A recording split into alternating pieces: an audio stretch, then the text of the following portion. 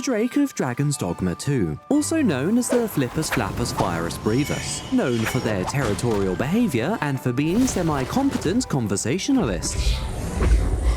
Yes, Daddy. From their scorching fire breath to their ability to phase inside of mountains. Not much can stand against this indomitable creature. Except for the raw, destructive power of the Triple XL Supercharged Bullthrower 3000, capable of firing up to 2 rounds per minute. This baby annihilates anything and everything in his path. Your victory is all but assured.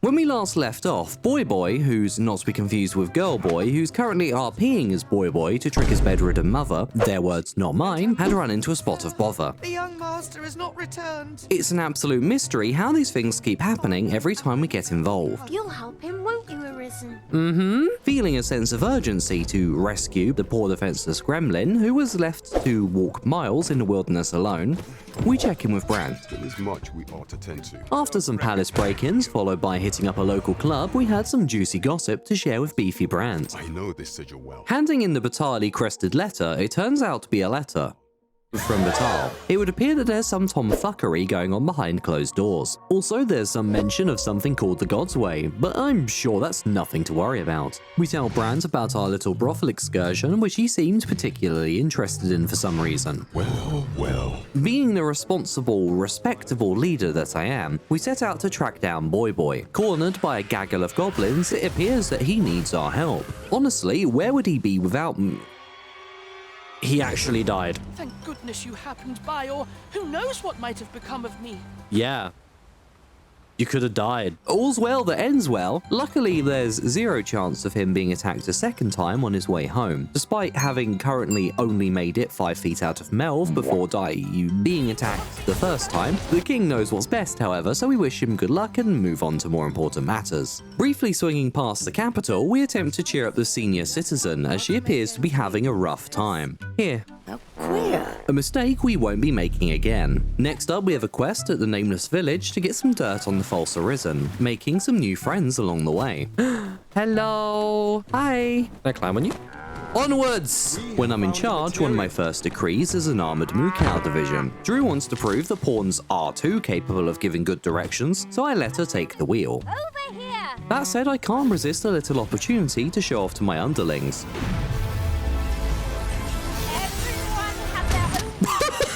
Back to the pawn directions, and it would appear that we have been deceived. Little did I know, but the pawns had been indoctrinated into a cult, and I'd been brought straight to their site of sacrifice. No, guys. Offering themselves to the creatures of the, deep, I am left wondering why. Why I keep surrounding myself with incompetence. Fred embarrassingly realizes that they're late, throwing themselves into the ocean in an attempt to catch up. We resummon Steve, reminding him not to get mixed up with any cults that would misdirect his worship, and look for 2 more. Unless I'm being a total knucklehead, which is entirely possible, there doesn't seem to be a way to filter the meat shield selection. It's a rather slow process to find what you are looking for. Regardless, we have a pair of badass looking pawns who both pinky promised not to be affiliated with any cults. We bump into precisely 3 spooky spirits, which is conveniently the exact amount needed for another quest. We promptly milk the spirits of their goo and carry on. Further out, we come across some stinky goblins wailing on a guy. However, they were not the only threats down here. Our favourite Moocow's angry bipedal cousin takes offence to anything existing within its general vicinity. I hope you don't mind if I gather these bones quickly. Our future world has no place for such creatures. Running around, alright. Can't see you. Oh, yep, sure deal. Steve, my man! I love high-fiving the lads. Don't take that out of context. Arriving at the Nameless Village, or maybe that's its actual name and whoever named it has a sense of humour, we're stopped by... You there. You'd best go elsewhere, friend. What's wrong about this place? Well, shit, my friends, that's all you had to say. No. Of course, we start looking around, getting straight up assassinated by this game's auto jump. No, I don't want to... What is with these daggers?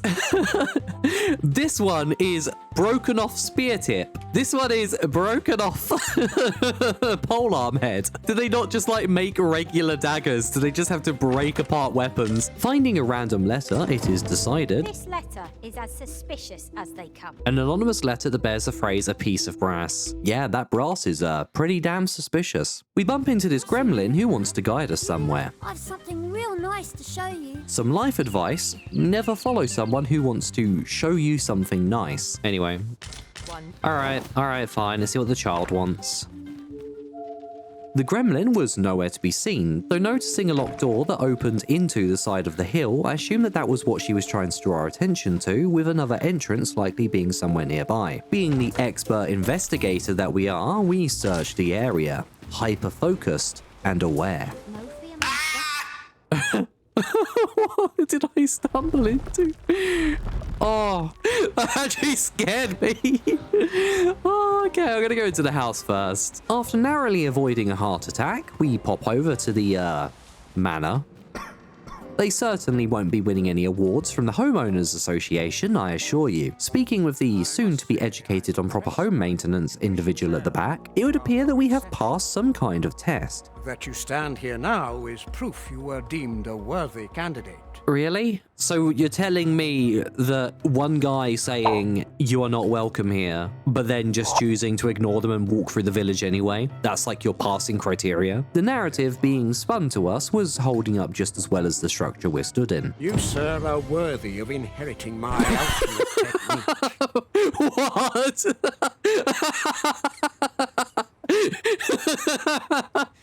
Okay. Our impressive ability to walk and talk without being unalived in the process impresses just about everyone. I dare say there's no truer sign of mastery, nor better reward for your efforts. 'Tis an honor and a privilege to serve a master so accomplished. You know what? They know a true king when they see one. Next, we revisit the Pit of Surprise, though willingly this time. All right, this is it. This is the ultimate test to prove I am the ultimate Arisen.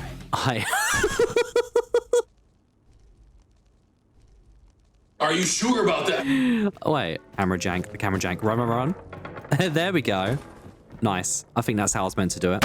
How have you guys discovered perpetual motion? Reaching the end, we find a cute little clubhouse run by the chappie from earlier. You made it afterwards. Usually, testing the king like this results in early retirement from living, though Oi, you lot best pay up. fortunately for him, he is bet correctly. We get some information from Mr. Snail here, though I'm going to paraphrase it because, otherwise, But I suppose I can tell you. we'll be here Situation being what is. for a His very real name is Dara. long time. He was one of us. Once. The false Arisen's real name is Dara. He was a member of this little club until he took on his current role of scumbag pretender. We're given a bill of arrest to thrust his way as a means of unsettling the wannabe Arisen. Also, while it wasn't expressly stated, I'm almost certain that they really wanted us to have their entire treasury. I'm a people person, so I just have a knack for picking up on these things. Back to the capital once again, where we hand in the ghost milk, rewarding us with Mayhap I could give you a tour of the premises. a house tour, where she introduces us to one of the patients and calls it a day. I'm not sure if she actually knows what a house tour is. Said patient by the name of Lubomir, but we'll call him Lubo for short, requests our aid. Something isn't right about this place. Lubo seems like a good kitty. Oh yes you are, so we help out. Down to the basement and through the now unlocked door, and hey, there's people here. Medicine! Medicine! Medicine! It's just like home. Checking out the back room, which you know is going to be bad because there's a cloth hanging in the doorway. That's just horror 101. Improperly stored homemade ketchup. Disgusting. No wonder everyone's sick around here. Heading out to warn Lubo about the ketchup and we bump into a little problem. The moaning phantom that inhabits this basement is not happy, taking Felice and Steve hostage. Steve, Felice, listen to me. I'm gonna go and get help. I'm gonna get you out of there, okay? I try to warn Lubo about the moaning ketchup phantom, but he's not a chatty catty, so we look for someone else. Might you be a friend of Lubomir's? Lottie stops us, airing her concerns for our new friend Lubo, though. The most concerning part, however, is that only her and the Moaning Ketchup Phantom are permitted entry into Elle's special backrooms. Sneaking a page from Elle's secret diary and missing the bottle on the shelf directly above the ketchup, we leave. That page we found from Elle's secret diary mentions how cute and cool the real Arisen is, though less importantly, it also mentions the name of a couple of patients that survived their stay in Hotel Ketchup basement. So we check in with them. Elena. Felix here states that his condition actively worsened after receiving the treatment and thinks that his survival was mostly due to his high luck stat. Felix claims that Naughty L met up with some bloke for a business transaction. This is made more incriminating because He had the look of a scoundrel about him. that's crazy.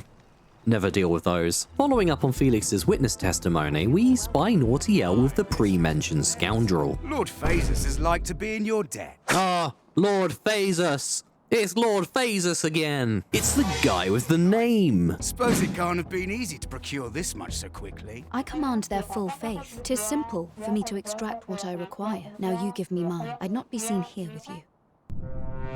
One dodgy dealing concluded, and I decide on the direct approach. We're acting so chummy. I spend my days in... The direct approach clearly not working, I decide on the director approach. Would you like to tell me about it, maybe? No?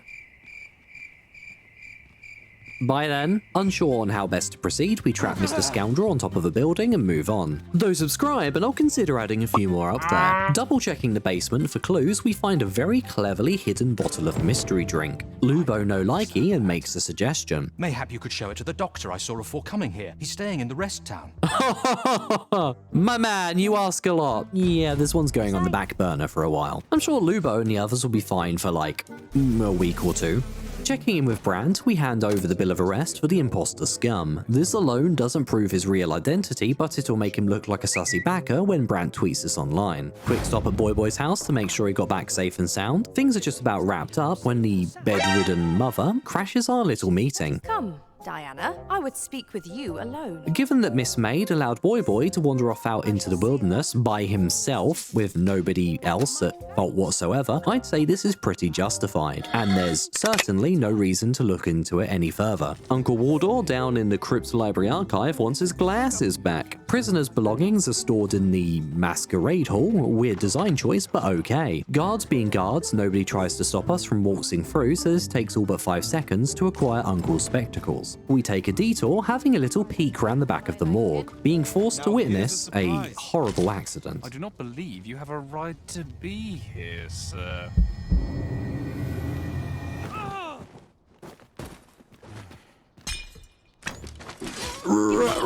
Jump to the roof! Look, up in the sky! It's a bird! It's a plane! Waldor is reunited with his spectacles, allowing him to read as many BuzzFeed scrolls as he desires. Oh! My boy here is having skill issues with his bowmanship and is tempted to try a different model. Gifting him the cheapest bow we can find, what do you want from me, I'm not made of money, and he wants us to show him how it's done. We've never once held a bow before, and precision combat on a controller isn't really my thing, but he didn't understand what the hell I was talking about. Have my gratitude. I learned much from you just now. I fired a bow once. I literally picked up a bow earlier, like 5-10 minutes ago. Clearly, I'm just a natural.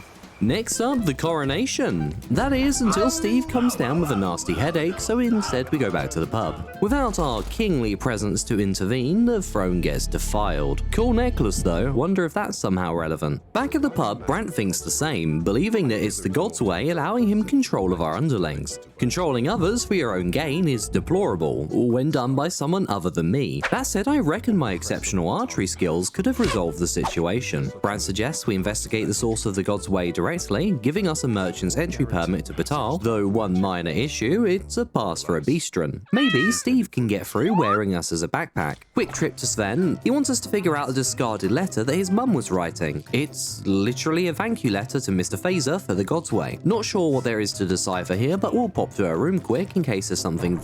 Excuse me, what? No way! Not only do the guards not give a shit if we come and go, but Queen Disarmed, literally, has absolutely no concerns over a masked stranger entering her bedroom. Maybe this is a normal evening for her. The temptation to cast her from the top of the palace watchtower is immense, but I get the impression that the main storyline would then simply come to a halt at some point. Depending on scripted story events, we'll reconsider that watchtower later. It's time we finally head for Battahl. Finding and removing the stain of various unsightly creatures from our domain along the way, I spot some cool looking ruins in the side of a mountain. If I had binoculars, wait, hey editor, binocular time.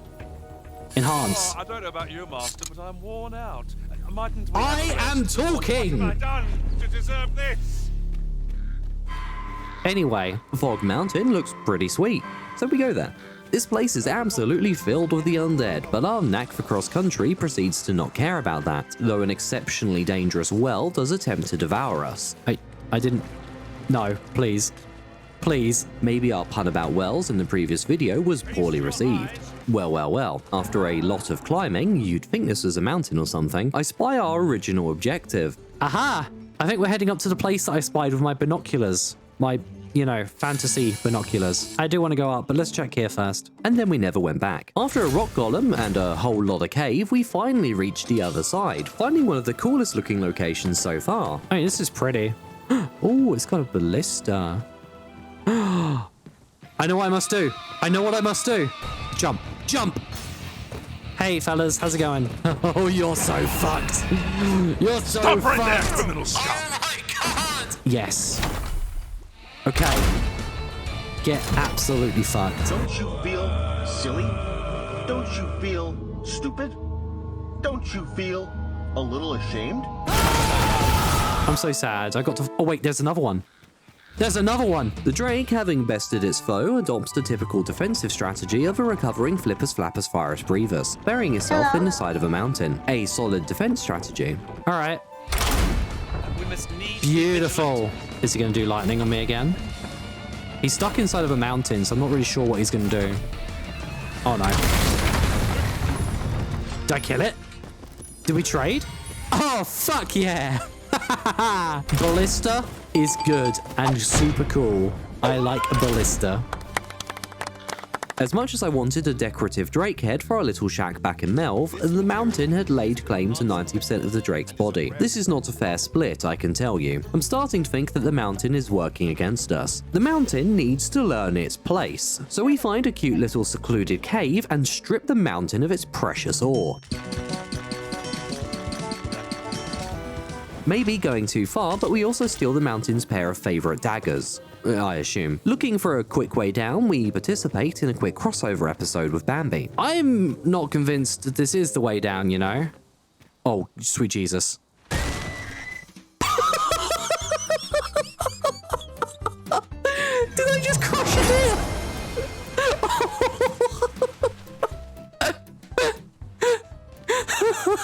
Maybe that wasn't a gunshot taking the life of Bambi's mother after all.